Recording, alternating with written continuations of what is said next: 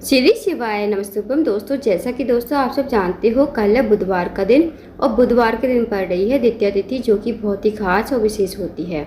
बस दोस्तों, आपको 7 हरे मूंग के दाने से अचूक उपाय करना है। यदि आप इस उपाय को करते हो तो जो भी आपकी विशेष मनोकामना होगी, चाहे वो धन को लेकर हो, व्यापार को लेकर हो, नौकरी को लेकर हो, या फिर आपके जीवन की कोई अधूरी मनोकामना हो, काफ़ी दिनों से अधूरी पड़ी है, तो इस उपाय को करने से आपकी मनोकामना भी पूर्ण हो जाएगी। साथ ही साथ अगर आपके जीवन में कोई समस्या चल रही है, चाहे वो धन को लेकर हो, कर्ज को लेकर हो, तो वो आपकी समस्या भी समाप्त हो जाएगी। पूज्य गुरु जी कथा को सुनकर उपाय को अच्छे से समझाने का प्रयास करेंगे। तो आइए दोस्तों, जानते हैं उपाय कैसे करना है। दोस्तों, पहला जो उपाय है वो है मनोकामना पूर्ति के लिए। यदि आपकी कोई विशेष मनोकामना है, चाहे वो धन को लेकर हो, व्यापार को लेकर हो, नौकरी को लेकर हो, या फिर आपके जीवन की कोई अधूरी मनोकामना है, काफ़ी दिनों से अधूरी पड़ी है, तो इस उपाय को अवश्य कीजिए। इस उपाय को करने के लिए आपको लेने हैं 7 हरे मूंग के दाने। जो हरे मूंग के खड़े दाने होते हैं ना, वो आपको लेने हैं। साथ ही आपको लेना है एक बेलपत्र और 1 लोटा जल आपको तांबे के पात्र में लेना है। अब आपको इस उपाय को सुबह से लेकर शाम तक कभी भी कर सकते हो। अब आप चले जाइए शिव जी के मंदिर में। शिव जी के मंदिर में जाकर सबसे पहले आपको वहाँ पर उत्तर की तरफ मुंह करके खड़ा होना है। आप जो आपके पास 1 लोटा जल है, वो आपको शिवलिंग के ऊपर श्री शिवाय नमस्तुभ्यम कहते हुए धीरे धीरे आपको समर्पित कर देना है। उसके बाद जो दोस्तों आपके पास 7 हरे मूंग के दाने हैं और 1 बेलपत्र है, वो आपको माता असुर सुन्नी के स्थान पर समर्पित करने हैं। अब दोस्तों, आप सबको पता होगा कि शिव जी का जो पूरा परिवार है वो जलाधारी पर ही विराजमान होता है। तो माता असुर सुन्नी का जो स्थान होता है जलाधारी के बीचों बीच में होता है। मोटी सी लाइन बनी होती है नाग देवता की तरह, तो वही माता असुर सुन्नी का स्थान होता है। तो वहाँ पर आपको 7 हरे मूंग के दाने श्री शिवाय नमस्तुभ्यम कहते हुए समर्पित कर देने हैं। उसके बाद दोस्तों, जो आपके पास 1 बेलपत्र है, वो बेलपत्र भी आपको माता असुर सुन्नी के स्थान पर ही समर्पित कर देना है श्री शिवाय नमस्तुभ्यम कहते हुए। अब जो बेलपत्र की डंडी का मुख होगा ना, वो जलाधारी की तरफ रखना है, जहाँ से जल नीचे बहकर गिरता है, और पत्ती का मुख आपको शिवलिंग की तरफ रखना है। इस तरह आपको बेलपत्र चढ़ाना है। उसके बाद आपको वहीं पर बैठकर भगवान से प्रार्थना करनी है। जो भी आपके जीवन में समस्या है, जो भी आपकी मनोकामना है, आप अपनी मनोकामना कहिए, विनती करिए, और आपको भगवान को प्रणाम करके विनती करके आपको अपने घर पर आ जाना है। तो दोस्तों, बहुत ही अचूक विशेष उपाय है। इस उपाय को अवश्य कीजिएगा। इस उपाय को करने से आपकी जो भी मनोकामना होगी अवश्य ही पूर्ण हो जाएगी। अब जानते हैं दोस्तों अगले उपाय के बारे में। दोस्तों, अगला जो उपाय है वो है, अगर आपका कोई कार्य है बहुत दिनों से अटका हुआ है, आपका कार्य पूर्ण नहीं हो रहा है, या फिर आप कहीं नौकरी के लिए जाते हो, नौकरी में आपको सफलता नहीं मिल पाती है, तो इस उपाय को भी अवश्य कीजिए। इस उपाय को करने के लिए आपको लेनी है 2 हरी इलायची, साथ ही आपको लेना है 1 चम्मच शहद और 1 लोटा जल आपको तांबे के पात्र में लेना है। अब आपको इस उपाय को सुबह से लेकर शाम तक कभी भी कर सकते हो। अब जो आपने शहद लिया है ना, उस शहद को आपको कटोरी में डाल लेना है। अब आपको चले जाना शिव जी के मंदिर में। शिव जी के मंदिर में जाकर सबसे पहले आपको 1 लोटा जल शिवलिंग के ऊपर श्री शिवाय नमस्तुभ्यम कहते हुए धीरे धीरे आपको समर्पित कर देना है।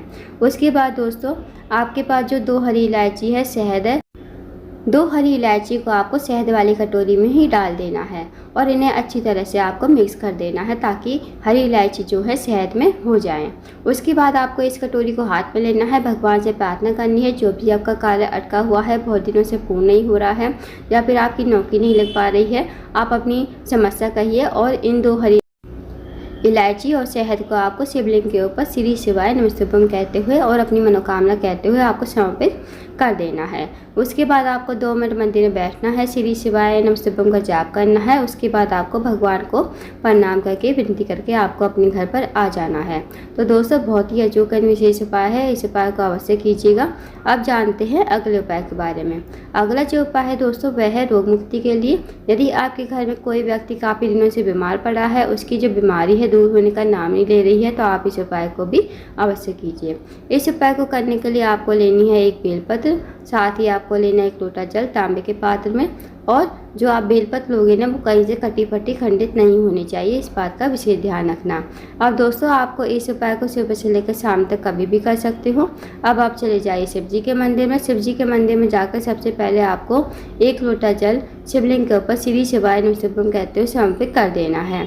उसके बाद जो आपके पास 1 बेलपत्र है ना, वो बेलपत्र आपको अपने सीधे हाथ पे रखनी है, भगवान से प्रार्थना करनी है उस रोगी व्यक्ति के लिए, जो रोगी व्यक्ति आपके घर में काफ़ी लंबे समय से बीमार पड़ा है, उसके लिए आप भगवान से प्रार्थना करोगे, उसका नाम बोलोगे, गोत्र बोलोगे और इस बेलपत्र को कुंदकेश्वर महादेव का नाम लेते हुए आपको शिवलिंग के ऊपर समर्पित कर देना है।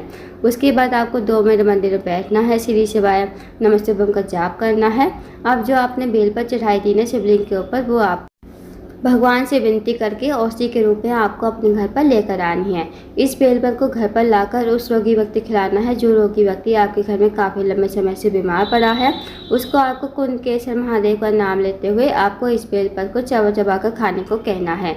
यकीन मानिए दोस्तों, यदि आप इस उपाय को कर लेते हो तो जो भी आपके घर में व्यक्ति रोगी है, बीमार है, उसकी जो बीमारी है धीरे धीरे ठीक हो जाएगी।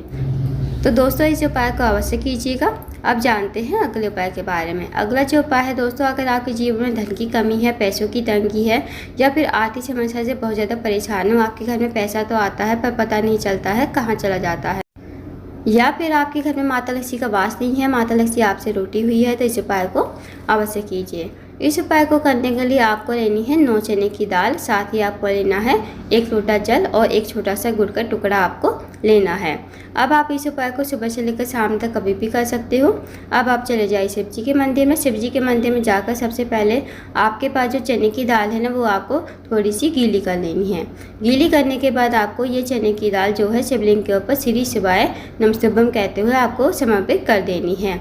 अब जो आपके पास छोटा सा गुड़ का टुकड़ा है वो आपको लोटे के जल में डालना है। अब इस लोटे को आपको हाथ में उठाना है और भगवान से प्रार्थना करनी है कि हे महादेव, मेरे जीवन में धन की बहुत ज़्यादा समस्या है, व्यापार में वृद्धि नहीं हो रही है, माता लक्ष्मी हमसे रूठी हुई है, माता लक्ष्मी का हमारे घर में वास नहीं है। आप कुछ ऐसी कृपा करें कि हमारे जीवन में धन की वृद्धि हो, धन प्राप्ति हो और माता लक्ष्मी का हमारे घर में वास हो। तो आपको ऐसी प्रार्थना विनती करते हुए आपको ये 1 लोटा जल जो आपके पास है ये आपको शिवलिंग के ऊपर श्री शिवाय नमस्तुभ्यम कहते हुए और माता लक्ष्मी का स्मरण करते हुए आपको समर्पित कर देना है। उसके बाद आपको 2 मिनट मंदिर बैठकर श्री शिवाय नमस्तुभ्यम का जाप करना है। उसके बाद आपको भगवान को प्रणाम करके विनती करके आपको अपने घर पर आ जाना है। तो दोस्तों बहुत ही अचूक विशेष उपाय है। इस उपाय को यदि आप करते हो तो कभी आपके जीवन में धन की कमी नहीं होगी, माता लक्ष्मी आपके घर में हमेशा वास करेगी। तो इस उपाय को भी अवश्य कीजिएगा, बहुत ही अचूक विशेष उपाय है। तो दोस्तों ये थे कुछ विशेष उपाय जो आपको बुधवार के दिन करने हैं। इन उपाय को अवश्य कीजिए।